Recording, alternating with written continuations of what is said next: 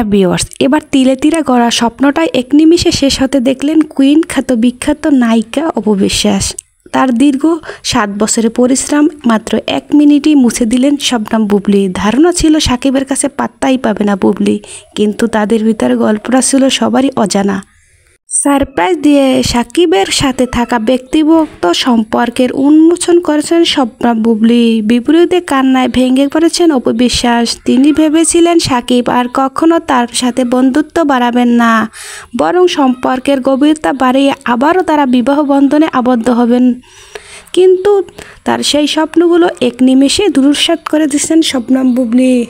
যুক্তরাষ্ট্রে বেড়াতে যাওয়ার ভিডিও ছবি সোশ্যাল মিডিয়ায় ভাইরাল হয়ে যেতে বুবলী প্রতিবাদ করেন। এরপরে তিনি নিজের ছেলে বীর সাকিবের সঙ্গে ছবি পোস্ট করেন, প্রদর্শন করেন যেন তাদের সম্পর্ক এখনও রয়েছে।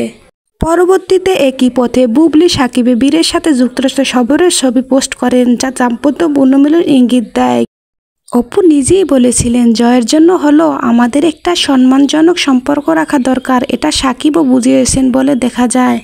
এমনকি অপু বিশ্বাসও একবার বলেছেন, সাকিব হয়তো রাগ করে, কিন্তু সে আমাকে অনেক কিছুই বোঝে। এটা অনেকেই ইঙ্গিত দেয় এবং সান্ত্বনা দেয়।